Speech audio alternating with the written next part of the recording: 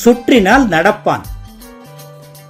இந்த பைப்பை சுத்துனா அந்த செருப்பு அங்க நடக்குது. அட, நம்மளும் அந்த செருப்பை நடக்க வைக்கலாமா? இந்த விளையாட்டு பொருளை செய்யறதுக்கு ஒரு சின்ன பைப்பு, பாட்டிலோட மூடிங்க 2, அட்டையில செய்யப்பட்ட ஒரு ஜோடி குட்டி செருப்பு, கொஞ்சம் பேனா ரீஃபில், கொஞ்சம் கம்பிங்க, இது எல்லாமே வேணும். அட்டையை இது மாதிரி வெட்டி இந்த குட்டி செருப்புகளை செஞ்சுக்கலாம். இதோட உயரம் 3 சென்டிமீட்டரும் அகலம் 1 சென்டிமீட்டரும் இருக்கணும். 2 துண்டு கம்பியை எடுத்து அதுல சுலபமா சுத்துற மாதிரி இங்க பாருங்க, இது மாதிரி ரீஃப்ல மாட்டி விட்டுருங்க. அப்புறமா அதை எடுத்து 2 செருப்புங்களை திருப்பி பின்னால செலோ டேப் போட்டு இது மாதிரி ஒட்டுங்க. இப்போ இத திருப்புங்க.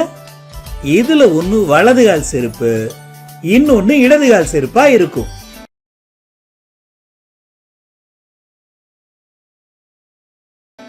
அஞ்சு சென்டிமீட்டர் நீளம் இருக்கிற பிவிசி பைப்பை எடுத்து 2 பக்கமும் 2 பாட்டில் மூடியால அழுத்தி பசையால ஒட்டிக்கங்க.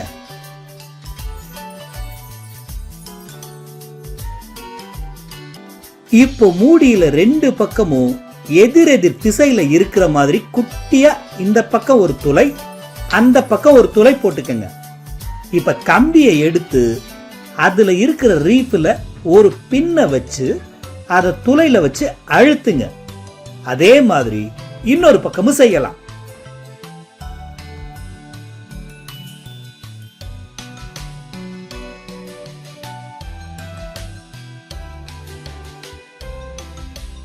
இப்போ நாம செஞ்ச செருப்பு பொம்மை நடக்க தயாராயிடுச்சு.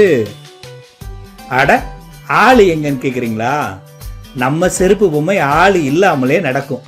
இன்னும் நம்பலையா? இப்ப பாருங்க, இந்த பைப்பை சுத்த சுத்த செருப்பு அடி மேல அடி வச்சு அழகா நடக்குது. ஆமா தானே?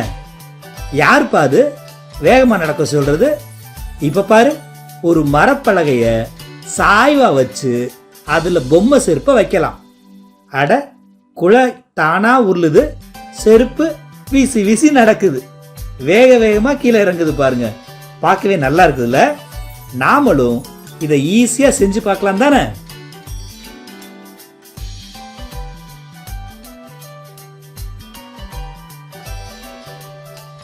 இந்த சோதனை இருசும் சக்கரமும் செயல்பாட்டை அடிப்படையா வச்சு செயல்படுற ஒரு சோதனை. இருசும் சக்கரமுங்கிறது எளிய இயந்திரத்துல ஒரு வகை.